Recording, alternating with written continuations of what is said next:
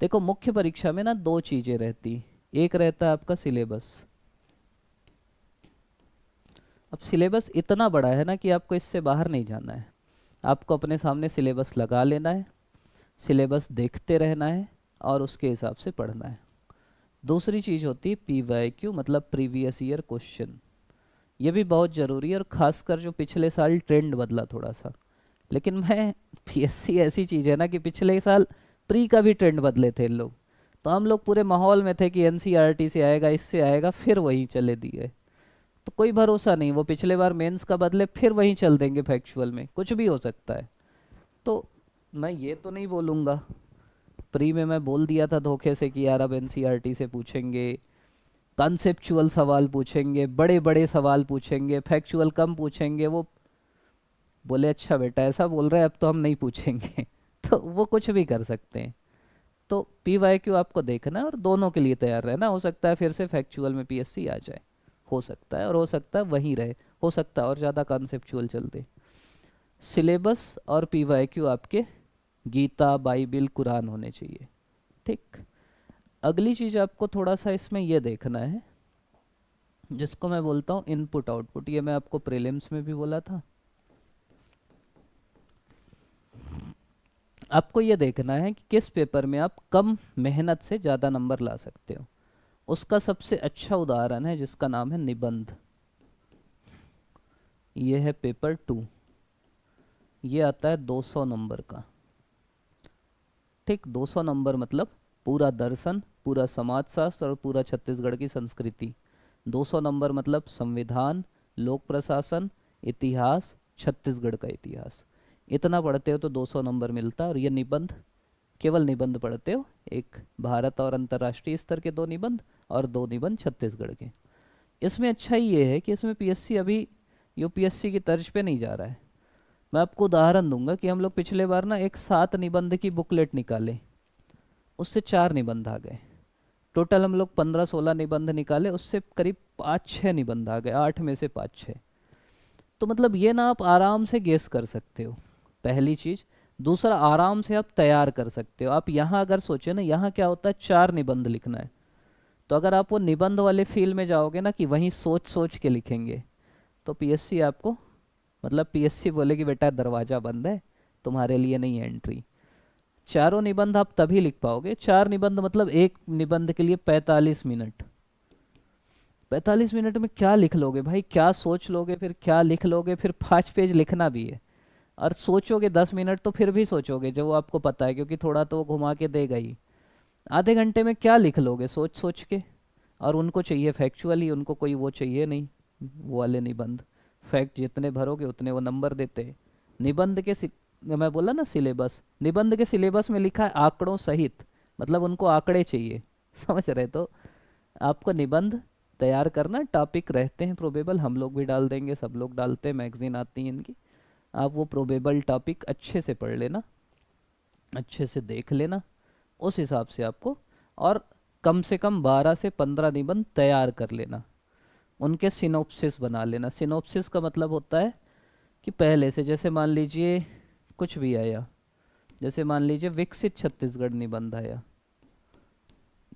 तो आप क्या क्या लिखोगे, एक सिनोप्सिस पैटर्न की। विकसित छत्तीसगढ़, अर्थ, आधार क्या क्या है, जैसे युवा है, नारी हैं, किसान हैं, तो ये आधार हैं। फिर विकसित छत्तीसगढ़ के क्या क्या, जैसे सतत विकास है।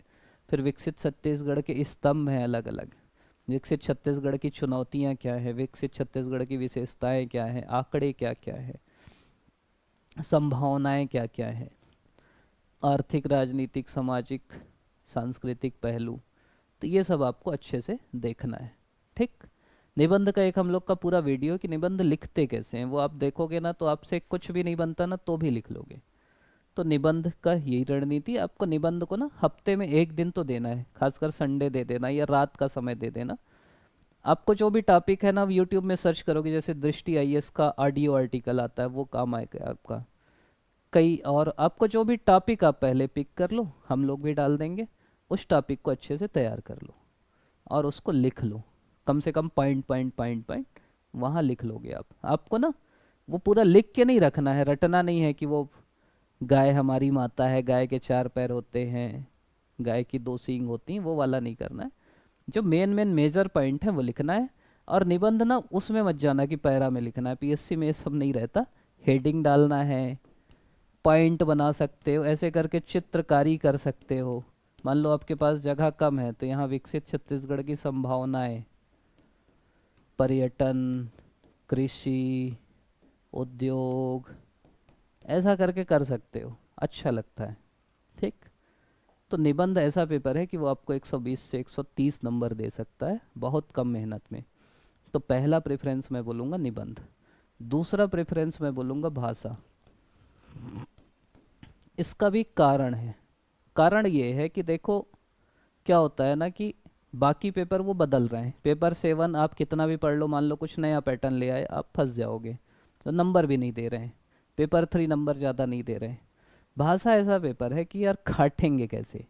अब वो बोला ईश्वर पे मानने वाला, ईश्वर पे विश्वास करने वाला कौन है, आप लिखे आस्तिक, आपको पूरा नंबर मिलेगा। वो बोला सूर्य के पर्यायवाची लिखो, आप लिखे दिनकर, दिवाकर, सूरज, ठीक, भानु, आपको नंबर मिल गया। तो भाषा ऐसा पेपर है कि अगर आप सही लिख रहे हैं तो पूरा नंबर मिलेगा। भाषा में भी पहला फोकस आपका होना चाहिए हिंदी, दूसरा फोकस कर छत्तीसगढ़ी, और तीसरा इंग्लिश। ये 100 नंबर का है इसलिए इसको ज़्यादा पढ़ना है। मतलब नंबर मैं बार बार इसलिए बता रहा हूँ कि जितना हिंदी को पढ़ना उसको ये दोनों को मिला के पढ़ना है, छत्तीसगढ़ी और इंग्लिश।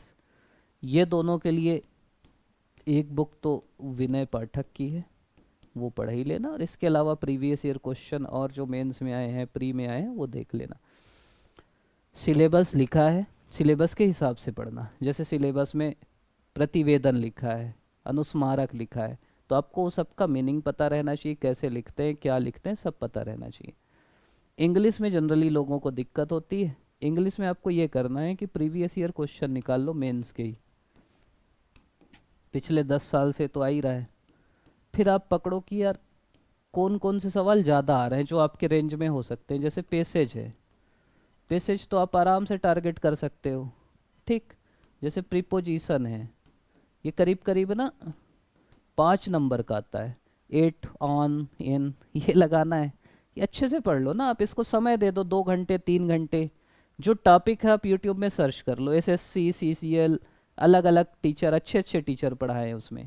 आपको जो मज़ा आ रहा है उसका देख लो, नोट्स बना लो, फिर प्रीवियस ईयर क्वेश्चन देख लो, किससे आ रहा है वो देख लो, सिनोनिम एंटोनिम जो आ रहे हैं वो देख लो, खासकर जो पहले आए वो देख लो, वो रिपीट हो गए तो बन जाए कम से कम। तो जो जैसे सिनोनिम एंटोनिम है तो बहुत सारे हैं, आप बहुत पढ़े और 2 नंबर का आया फिर भी वो नहीं फंसा तो आप क्या कर लोगे। लेकिन जैसे प्रीपोजिशन है ये बना सकते हो, पैसेज बना सकते हो। तो टारगेट करो कि आप क्या बना सकते हो। अनुवाद है वो कर सकते हो, तो टारगेट करो क्या कर सकते हो। हिंदी में जैसे हिंदी साहित्य का इतिहास है आप कर सकते हो।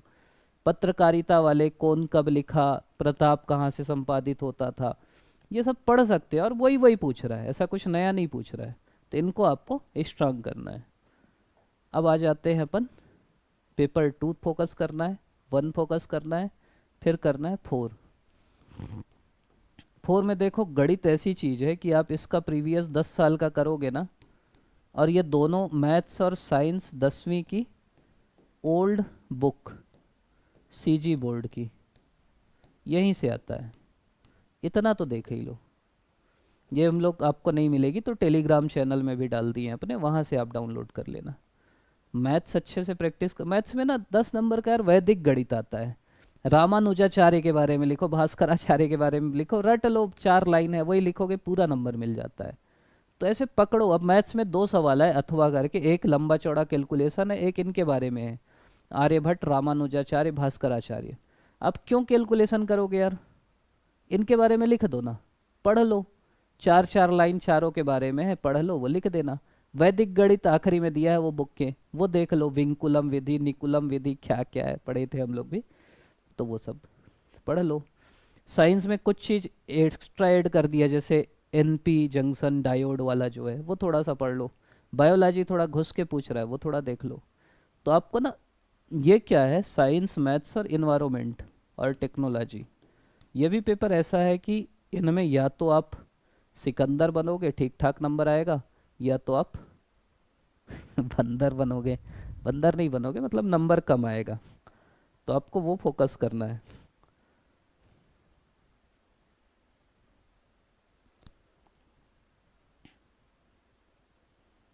लास्ट टाइम साइंस में कम इसलिए आया था क्योंकि थोड़ा अलग पेपर था, लेकिन उतना अलग तो नहीं आएगा पीएससी को, वो तो ध्यान रखना पड़ेगा भाई, सिलेबस दियो तो सिलेबस से पूछो ना।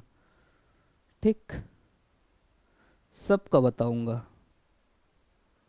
सर असिस्टेंट प्रोफेसर को टारगेट कर रहा था, इसीलिए मैं ना कमेंट नहीं पढ़ता, फिर बाद में लोग देखेंगे बोलेंगे भैया मेंस बताते बताते एपी बताने लगे।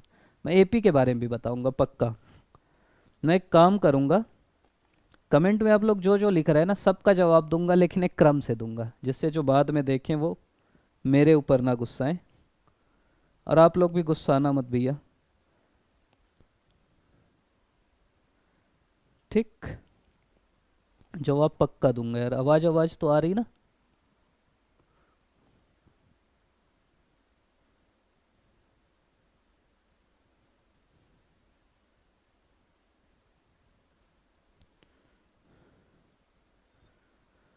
ठीक है, तो अपन आ गए पेपर 4 में। पेपर 4 का ये दोनों का सोर्स ये हो गया। इन्वायरमेंट के लिए ना हम लोग एक बुकलेट निकाले थे, मैं डलवा दूंगा उसको ग्रुप में, वो देख लेना। टेक्नोलॉजी के लिए आप सीधा सीधा जो, मतलब हर टॉपिक आपको क्या करना है, सिलेबस में लिखा है, सिलेबस से उस टॉपिक उठाना है, उसके बारे में 8-10 पॉइंट आपके पास पता रहना चाहिए, उतना ही करना है, और प्रीवियस ईयर क्वेश्चन देख लेना है, उससे ज़्यादा कुछ नहीं करना है। ठीक, अगला फोकस करना है आपको पेपर 7। पेपर 7 मैं इसलिए बोल रहा हूँ कि थोड़ा सा ये अपन ना प्रीलिम्स में नहीं पढ़ते, बाकी सब प्रीलिम्स में पढ़ते हैं, और पेपर 7 ना सरल है। जैसे पहले में तो कानून है और योजनाएं हैं। जनरली ना योजनाएं अपन फोकस नहीं करते, योजनाएं ज़्यादा अच्छे से पढ़ लो, ये आराम से बन जाएंगी। दूसरा पेपर इंटरनेशनल ऑर्गेनाइजेशन वाला है, इसमें सभी ऑर्गेनाइजेशन के बारे में जो सिलेबस में लिखा है 7-7, 8-8 पॉइंट पढ़ लो, डायरेक्ट उनकी साइट में चल दो। सार्क जैसे है, सार्क की साइट में जाके अबाउट अस में जाओ, लिखा है वो नोट कर लो बस। वही चीज़ें हैं इस सन में बना सब के बारे में, ये उसका उद्देश्य है, ये सदस्य हैं। और तीसरा संस्थाएं हैं एजुकेशनल, इसमें ना थोड़ा सा बुद्धि लगाना है। जैसे संस्थाएं अलग अलग हैं, एनसीईआरटी है, आईआईटी है, पॉलिटेक्निक है। जैसे हम लोग जब पढ़ते थे, ये मैं बताया भी था, वैसे अभी कुछ याद आएगा कुछ नहीं आएगा, इसका वीडियो भी होगा। ऐसे सोच लिया था कार में जीपीएस, जीपीएस तो जानते ही आप लोग। सभी संस्थाओं का ना यही सब काम होता है। जैसे सी से होता है कोऑर्डिनेशन, कोऑर्डिनेशन मतलब होता है कि जो अलग अलग उनके नीचे हैं उनको कोऑर्डिनेट करो, उनको बताओ। ठीक, ए से होता है एडवाइस, एडवाइस मतलब क्या होता है, सलाह देना सरकार को। जैसे एनसीईआरटी सलाह देती है, बाकी लोग सलाह देते हैं कि ये करो वो करो। आर से क्या है, रिसर्च करना, रिसर्च मतलब होता है शोध करना, कि भाई एनसीईआरटी शोध कर रही, यूजीसी शोध कर रही। जी से होता है ग्रांट देना, ग्रांट मतलब होता है पैसा देना, ये भी देते हैं यूजीसी लोग। पी से फिर भूल गया मैं याददाश्त भी कमज़ोर हो रही। एस से होता है स्टैंडर्डाइजेशन करना, स्टैंडर्डाइजेशन मतलब होता है मानकीकरण करना, कि भाई पूरे देश में एक मानक हो। ये लंबा चौड़ा है सबका, कुछ कुछ 3-4 और है, आप लोग देख लेना, वो वीडियो होगा ना। भूल गया, सही में भूल गया। एस से और कुछ भी बनाया था मैं, एस से सुपरविजन भी होता है। सुपरविजन मतलब होता है जैसे यूजीसी कॉलेजों के ऊपर सुपरवाइज करती है, यूजीसी स्टैंडर्डाइज करती है। स्टैंडर्डाइज मतलब कि सभी कॉलेजों में एक ही टाइप का कोर्स चले, कोई 2 साल का चला रहा है, कोई 6 साल का चला रहा है, ऐसा मत हो।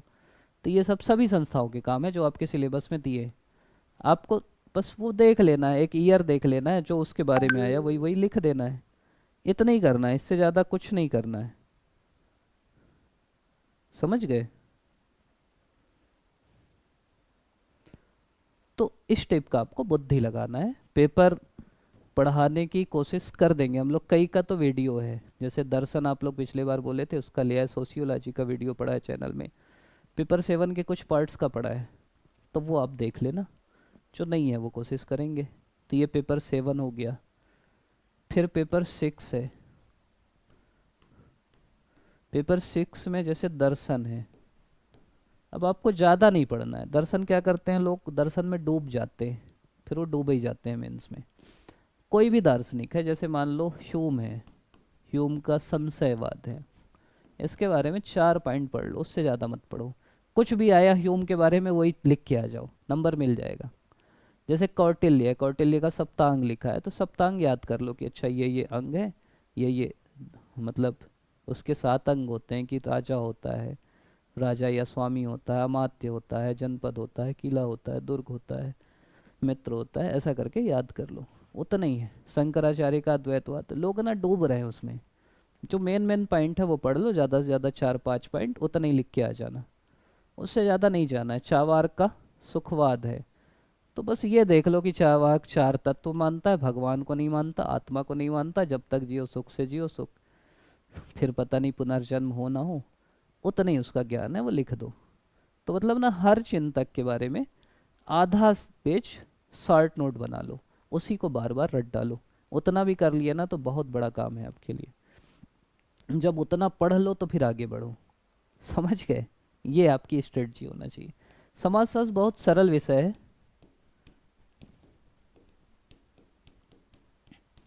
थोड़ा सा इसको तकनीकी रूप से पढ़ना है। जो भी परिभाषा उसका एक, जैसे मैं कई बार पेज सब के बारे में बोले, उनकी एक परिभाषा याद कर लो थोड़ा सा, फिर उसमें टेक्निकल लिख दो, फिर लिख दो। अब ऐसा मत जाना कि मेरे को तो ये पता ही है, जैसे अब पता है, पुरुषार्थ सबको पता है, लेकिन थोड़ा सा सबके बारे में जो शब्द किताबों में लिखा है वो पढ़ लो, उसी को बार बार रिवाइज करो। इतना ही काम करना है। इसके वीडियो भी हम लोग डाल दिए, वो भी देख सकते हो। और छत्तीसगढ़ का जनजाति संस्कृति जो है वो तो आप पढ़ते ही हो प्री में, बस मेंस के हिसाब से थोड़ा सा देख लो। फिर पेपर 5 है। पेपर 5 सिलेबस देख लो। इसमें मैं बोलूँगा इकोनॉमिक सर्वे देख लेना छत्तीसगढ़ का, यहाँ से सवाल आते हैं, खासकर जो वीडियो भी हम लोग का भी है, आप सीधा सर्वे ही देख लेना। सर्वे में खासकर जो शुरू में रहता है ना 4-5 पॉइंट, जो खासकर पहला चैप्टर और हर चैप्टर के शुरू में जो डब्बा बना के दिए रहता है वो देख लेना, वहाँ से आते हैं सवाल। फिर पेपर 3 है।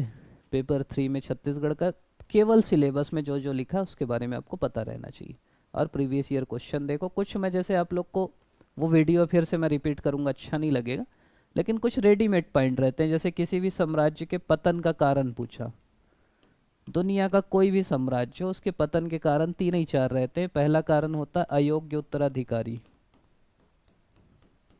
अयोग्य उत्तराधिकारी मतलब होता है कि उसके उत्तराधिकारी योग्य नहीं थे इसलिए पतन हो गया। दूसरा कारण होता है जिसको बोलते हैं आर्थिक कारण। इसका मतलब होता है कि वहाँ का आर्थिक स्थिति ठीक नहीं थी, सेना एना नहीं रख पाए थे इसलिए निपट गए। तीसरा कारण होता है जिसको बोलते हैं बाह्य आक्रमण, बाहर से आक्रमण करने लगे लोग, हार गए। चौथा होता है राजनीतिक कारण। राजनीतिक में वही होता है कि आंतरिक उथल पुथल, ये वो। एक सामाजिक भी होता है। सामाजिक में जैसे अशोक था, वो बौद्ध धर्म अपना लिया तो बाकी समाज वाले उससे गुस्सा गए। तो ये जो शब्द है ना, ये निबंध में भी बाकी जगह भी, आपके मेंस के पेपर के अलग अलग चीज़, जैसे इतिहास है तो ऐतिहासिक, संविधान है तो संवैधानिक कानूनी, फिर क्या आया, अर्थशास्त्र है तो आर्थिक, वैज्ञानिक, तकनीकी, पर्यावरणीय, कानूनी, अंतर्राष्ट्रीय, शैक्षणिक, दार्शनिक, समाजशास्त्री, जो भी विषय हैं सब अलग अलग कारण हैं। ये निबंध में भी लिखो, यहाँ भी देखो। किसी भी साम्राज्य की बोला आर्थिक स्थिति का वर्णन करो, आपको नहीं पता, चलो कुछ नहीं पता, आप बताओ कि उस साम्राज्य में कृषि होती थी और राजा कृषि से टैक्स वसूलता था। आप बताओ कि वहाँ व्यापार होता था, लोग व्यापार करते थे, वाणिज्य करते थे, आयात होता था, कुछ निर्यात भी होता था। कृषि के साथ पशुपालन भी होता था, मुद्रा भी चलती थी जिससे लोग व्यापार करते थे। यही सब लिख दो यार, होगा ही ना, कोई भी दुनिया का शासन हो यही तो होगा। कहीं की राजनीतिक स्थिति बताओ, क्या होगा? एक राजा होगा जिसको जो साम्राज्य का प्रमुख होगा, जिसकी सब बात मानेंगे। फिर मंत्री होंगे, अमात्य होंगे, मंत्री परिषद होगी, हो सकता है स्थानीय स्वशासन हो, पंचायती राज हो। फिर क्या है, अलग अलग विभाग होंगे, वित्त विभाग होगा, गृह विभाग होगा, सैन्य विभाग होगा, सेना होगी, यही सब राजनीतिक होंगे। तो बहुत नहीं करना है, बोला कि किसी साम्राज्य की सामाजिक स्थिति बताओ। मैं बस उदाहरण दे रहा हूँ आपको कि ये सब कोई बहुत रॉकेट साइंस नहीं है। आप बताओ कि वहाँ वर्ण व्यवस्था कैसी थी, जाति व्यवस्था कैसी थी, महिला की स्थिति कैसी थी, शूद्रों की स्थिति कैसी। अब इसमें वही बताना है कि शूद्रों की स्थिति खराब थी, महिलाओं की स्थिति खराब थी, यही तो समाज में बताना है। फिर अगर कोई धर्म वाला है तो हिंदू मुस्लिम वाला बता दो, दक्षिण में है तो शैव वैष्णव बता दो, यही लिखना है। मतलब मैं बार बार आपको बता रहा हूँ कि ये कोई बहुत बड़ी चीज़ नहीं है। तो ये सब आपको अपने दिमाग में फिट करके रखना है। अब मैं आपको थोड़ा सा वो बताता हूँ कौन से पेपर पढ़ना है। तो पेपर 2 गलत लिख दिया, पेपर 1 सबसे ज़रूरी, 1 और 2, ठीक। उसके बाद पेपर 4, उसके बाद मैं बोलूँगा पेपर 7, उसके बाद 6, उसके बाद 3 और 5। जो क्रम पूछ रहे हैं कैसे करना है वो ये क्रम रहना चाहिए। अगली चीज़ है उत्तर लेखन करना चाहिए कि नहीं, आंसर राइटिंग करना चाहिए कि नहीं। बिल्कुल करना चाहिए, खूब करना चाहिए, लेकिन बहुत ज़्यादा भी नहीं करना चाहिए कि केवल उत्तर लिख रहे हैं, पढ़ ही नहीं रहे हैं। बिना पढ़े उत्तर कहाँ लिख पाओगे। इसके अलग अलग हम लोग एक वीडियो लाए हैं, अच्छा उत्तर कैसे लिखे। मतलब उत्तर में क्या होता है कि वो सवाल जो पूछने वाला है वो चेक करने वालों के पास मॉडल आंसर रहता है। अब आप जैसे सवाल पूछा कि मौर्यकालीन सामाजिक व्यवस्था लिखिए, आप लिखे मौर्यकाल भारत का स्वर्ण काल था, वहाँ चंद्रगुप्त था, बिंदुसार था, अशोक था, उसको उससे मतलब ही नहीं। उसके मॉडल आंसर में तो सामाजिक व्यवस्था लिखा है, तो पढ़ेगा ही नहीं, उसका नंबर ही नहीं है। तो आपको क्या करना है, जो सवाल में पूछा है वो लिखना है, पहली चीज़। दूसरी चीज़ कोशिश करना है कि पॉइंट में लिखना है, 1 2 3 4 ऐसा करके। 2 नंबर का है 4 पॉइंट लिख दो, 4 नंबर का है 7 8 पॉइंट लिख दो, ऐसे करके पॉइंट में लिखना है अलग अलग। तीसरी चीज़ ये करना है पॉइंट वाइज के अलावा कि फ्लो चार्ट डायग्राम बनाना है, जैसे यही बना दिए, ठीक। कुछ भी सामाजिक स्थिति, ये बिंदु बिंदु। अब सामाजिक में जाति, और कलाकार हो तो ऐसे बादल बना दो जाति के अगल बगल भी, धर्म, ठीक। अच्छा लगे देख चेक। आपकी कोशिश ये होना चाहिए कि बाकी से आपको, बाकी को अगर किसी में 3 मिल रहा है तो आपको 3.25 मिले, बस इतना ही करना है। आपको 15 मतलब 25.25 एक्स्ट्रा लाना है, 0.50 एक्स्ट्रा लाना है, उससे ज़्यादा एक्स्ट्रा नहीं लाना है।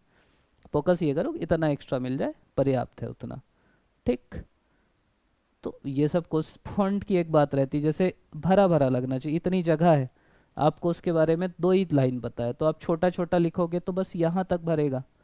आप बड़ा बड़ा लिख दो, इतना भर जाएगा। छोटा सा यहाँ चित्र बना दो, भूगोल है तो कुछ भी पूछा है भारत का चित्र बना दो, नदी भी पूछा, महानदी पूछा, ऐसे करके नदी बना दो। दूसरे को 1 दिया तो आपको 1.25 तो दे देगा ना, बस उतना ही कोशिश करना है और कुछ नहीं करना है। तो उत्तर लेखन का डिटेल्ड हम लोग रणनीति का वीडियो लाए हैं, वो आप देख सकते हो।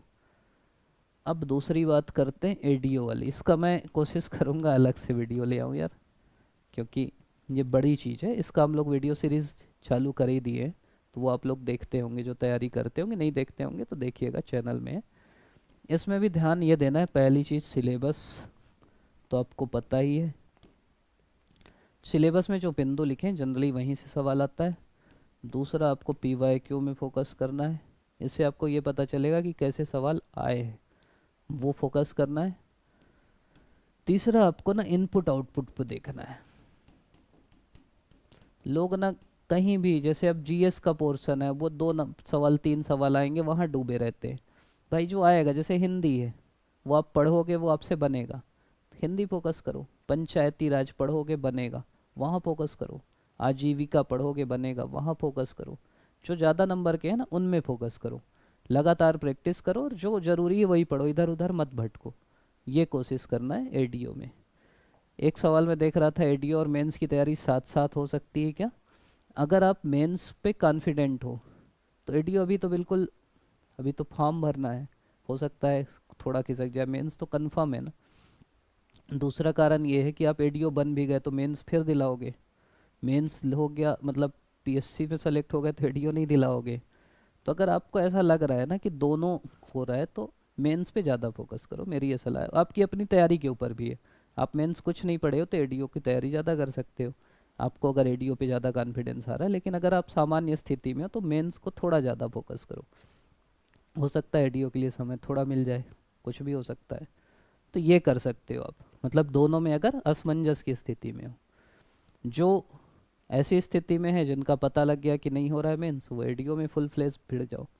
मतलब बिल्कुल ना वो मत करो कि थोड़ा एक को ना प्रेफरेंस में ज़्यादा रखो, वो आप समझोगे कि आप क्या रखोगे, लेकिन एक को ज़्यादा रखो। अगली चीज़ है कि 1 साल की रणनीति क्या हो।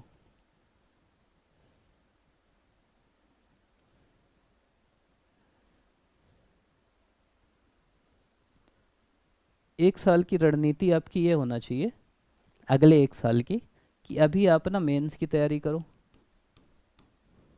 जब तक मेंस हो रहा है तब तक मेंस की करो, भले आपको प्रीलिम्स दिलाना है। मेंस कवर करने की कोशिश करो, और ये मान के करो कि इस बार आपको मेंस लिखना है। फिर जैसे मेंस ख़त्म होता है, उसके 2 माह बाद तक मेंस करते रहो। मतलब जुलाई और अगस्त तक मेंस करते रहो, सितंबर से फुल फ्लेज प्रीलिम्स चालू कर दो। टेस्ट सीरीज़ अगर आप ज्वाइन कर सकते हो तो कर लो। एक सवाल ये भी है कि टेस्ट सीरीज़ जो मेंस की है उसको ज्वाइन करने में क्या ध्यान रखें। तो 2-3 चीज़ ध्यान रखना है। पहली चीज़, सवाल का स्तर। जनरली क्या होता है, कई टेस्ट सीरीज़ में देखा है ऐसे सवाल आ रहे हैं जो पीएससी पूछ ही नहीं सकता, कभी नहीं पूछ सकता। तो आपको देखना है कि यार पीएससी टाइप के सवाल है कि नहीं। दूसरा है चेकिंग। असली चीज़ वही है कि चेकिंग कैसे हो रही, वो खुद चेक कर रहे हैं, ध्यान से चेक कर रहे हैं, या बस राइट मार दे रहे हैं। तो चेकिंग का लेवल क्या है, अच्छे से चेक हो रहा है कि नहीं। और तीसरा है फीडबैक। फीडबैक का मतलब है कि वो चेक करके आपको सही फीडबैक दे रहे हैं कि नहीं, जिससे आपका इम्प्रूवमेंट हो। तो ये 3 चीज़ें जहाँ हैं जो आपको अच्छी लग रही, वहाँ आप ज्वाइन कर सकते हो। मेन चेस सीरीज़ में कोशिश ये करना कि लगातार दिलाते रहना, 3 घंटे में ही दिलाना। ये मत करना कि अब यहाँ तो कोई ऐसी दिक्कत नहीं है, पूरा बना लेते हैं, 3 घंटे में जितना हुआ उसके बाद रुक जाना। और फाइनल पेपर टाइप ही दिलाना, हल्के में मत दिलाना, उसी को पढ़ के दिलाना। ये सब चीज़ें आप ध्यान रख सकते हो टेस्ट सीरीज़ में। अब मैं थोड़ा सा आप लोग के सवाल ले लेता हूँ। हाँ, बंजारे जी प्रणाम भाई। वाकू welcome back, thank you. Bhoop Bhupeshwar, audio class का प्लेलिस्ट बिल्कुल बना देंगे। बंजारे सर, मेरा 105.34 मार्क्स आ रहा है, ओबीसी मेल। तैयारी तो करो यार, वही मैं बोला ना कि बढ़ सकता है विलोपन के बाद। सुनील सर, रिजल्ट कब तक आने के चांसेस हैं? तैयारी में मन नहीं लग रहा है पूरी तरीके से। सुनील, मैं ये बोलूँगा कि चांसेस तो हैं, अगले 10-12-15 दिन में आ जाएगा, लेकिन तब तक तो मन लगा के रखो, ठीक। अर्पित, विलोपित सवाल के नंबर जुड़ते हैं क्या? हाँ जुड़ते हैं यार।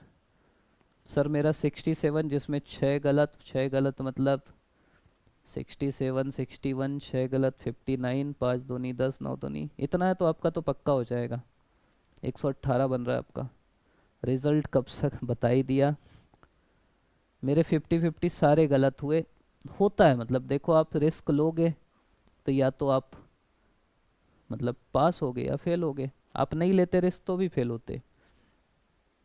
7-8 सवाल का आंसर गलत, हाँ वो है, और वो तो ठीक करेगा PSC. Audio strategy and book list, इसके बारे में एक अलग से हम लोग देखो चालू ही कर दिए हैं पूरा पढ़ाना, तो वो आते रहेगा वीडियो। नेक्स्ट ईयर के लिए अभी हम लोग चर्चा की, एक वीडियो कंप्लीट उसी के लिए ले आएंगे। Anjali, good evening. एडीआई का कब तक आने का चांस है? आने का तो है, अब कब तक आने का ये नहीं बोल सकते। अंचल एक्सपेक्टेड ऐसे टॉपिक पे वीडियो बिल्कुल बना देंगे हम लोग, तो पीडीएफ भी डाल देंगे, मतलब वीडियो के अलावा जिससे पढ़ना है वो भी। अर्पित मेंस का टाइम टेबल कैसे सेट करें? अर्पित मेंस के लिए ना आप ये कोशिश करो कि जो भाषा है वो तो आप कोशिश करो रोज पढ़ो, ठीक। उसके अलावा आप अगर टेस्ट सीरीज ज्वाइन किए हो तो उसके हिसाब से टाइम टेबल बना लो, नहीं किए हो तो आप ये कोशिश करो कि 3 बार आपका रिवीजन हो जाए और मेंस के लिए आपके नोट्स बन जाएं कम से कम छोटे छोटे। 102 एससी फीमेल होगा क्या? मतलब कंफर्म नहीं बोल सकते, लेकिन जब तक रिजल्ट नहीं आ रहे तब तक तो तैयारी करो। मैं वही चीज़ बोल रहा हूँ कि 102 112 भी हो सकता है। सर मेंस का पेपर 7 करवा दीजिए, कोशिश करेंगे। मतलब देखो वीडियो तो है हम लोग का, कुछ वीडियो लाए भी हैं पेपर 7 के, कंप्लीट कराने की कोशिश करेंगे। छत्तीसगढ़ी लैंग्वेज में साहित्यकार वाला हिस्सा कौन से बुक से पढ़े? एक तो विनय पाठक है, उनसे पूरा नहीं आ रहा है तो आप फिर जो बेसिक अपनी छत्तीसगढ़ की बुक आती है ना, एचआर पब्लिकेशन, अर्जुना, इनसे देख सकते हो। सर मेरा कैटेगरी एससी है लेकिन फॉर्म में एसटी डाल दिया, अब क्या करूं? फ्री निकल रहा है तो। ऐसा क्यों किए हो भाई? फिर त्रुटि सुधार का भी समय था, तब कर देना था। अभी पीएससी में एक आवेदन लिख दो, जाके दे आओ, उसकी रिसीविंग ले लेना, वो मान लें तो अच्छी बात है। प्रयोगशाला परिचारक, इसका मैं थोड़ा सा देख के बता दूंगा कैसे करना है। 2-3 चीज़ें हैं, एक तो सिलेबस अच्छे से पढ़ना है, जो जितने नंबर का उतना पढ़ना, उसमें वो सब आता है, होम साइंस और बाकी चीज़ें। प्रीवियस ईयर क्वेश्चन के हिसाब से पढ़ना है। सर इंग्लिश कौन सी बुक से पढ़े? इंग्लिश ना प्रीवियस ईयर क्वेश्चन से पढ़ो, उसके अलावा फिर मैं तो बोलूँगा यार ऑनलाइन पढ़ो, यूट्यूब से पढ़ लो, किसी बुक में बहुत नहीं है। सर असिस्टेंट प्रोफेसर को टारगेट कर रहा था लेकिन सेट का एग्ज़ाम हुए 1 साल हो गया, क्यों होता है? नहीं, इसमें तो मेरे को भी दुख है भैया, सच में दुख है और ये गलत है। Sameer you are very peaceful person, thank you Sameer. ADO की क्लास आ तो रही भैया, चालू हो गई हैं, 7-8 क्लास आ गई, आप देखे नहीं हो। और आप लोग कम देख रहे हैं तो हो सकता है बंद करना पड़े क्लास। मतलब वही है ना, हम लोग का सीधा सीधा है कि यार जो देखोगे वो बनाएंगे, ठीक। तो खुद भी देखते हो, दूसरों को भी भेज दिया करो। ऐसे राइटिंग टॉपिक बिल्कुल डाल देंगे। सीएमओ की वैकेंसी आने का तो है, अब कब तक आएगी यार पता नहीं। सर आप जिस प्रकार से प्रीलिम्स में इनिशिएटिव किए वैसे मेंस के लिए करिए, बहुत ही ज़्यादा हेल्प हुआ। एग्जांपल रेडीमेड फॉर्मेट आपका हिस्ट्री में हेल्पफुल रहा। जी बिल्कुल कोशिश करूँगा। मेंस प्लस एडीओ एक साथ फोकस करना सही है, ये तो अपन चर्चा कर ही लिए। मतलब एक को थोड़ा ज़्यादा करो, आप अपनी स्ट्रेंथ देख लो, आपका किस में होने की ज़्यादा पॉसिबिलिटी, कौन सा एग्ज़ाम पहले होना है, उसके हिसाब से एडीओ का या तो आने तो डिटेल्ड एप्लीकेशन नोटिफिकेशन, हो सकता है वो बढ़ जाए आगे और आप उसके चक्कर में मेंस भी बिगाड़ दो। आमिन पटवारी, सर सीएमओ की वैकेंसी कब तक आएगी? सीएमओ की वैकेंसी जल्दी आ जाएगी, अब आने का तो है, अब देखो। सर नवंबर तक मेंस करने के बाद 2 महीने में प्री की तैयारी कर, नवंबर तक मत करो, मैं वही बोला ना, अगस्त तक करो। प्री कठिन हो गया, आपको भी पता है। सर जी ओबीसी वर्ग पुरुष जुलाई 83 जन्म है, गवर्नमेंट जॉब में हूँ, 25 पीएससी दे सकता हूँ क्या? सर दे सकते हो। सर नवंबर तक मेंस का प्री के कैसे मंथ? वही है कि प्री ना वहीं तक पढ़ो, प्री आपको पढ़ना है, चालू कर देना स्पेसिफिक, अगस्त सितंबर से कर देना, भले साथ में मेंस भी करो लेकिन साथ साथ प्री भी करो। तो ये सब चीज़ें आपको ध्यान देना है। लंबी हो गया वीडियो अपना, तो आप लोग अभी तक देख रहे हैं, इसके लिए आप सभी का बहुत बहुत धन्यवाद। जो हम लोग के पीडीएफ हैं, बाकी चीज़ें हैं टेलीग्राम चैनल में, तो अगर आप ज्वाइन नहीं किए तो ज्वाइन कर लीजिएगा। एडीओ जो तैयारी कर रहे हैं उनकी क्लास भी हम लोग लगातार डाल रहे हैं, तो वो भी देखिएगा। आप अभी तक देख रहे हैं, इसके लिए आप सभी का दिल से बहुत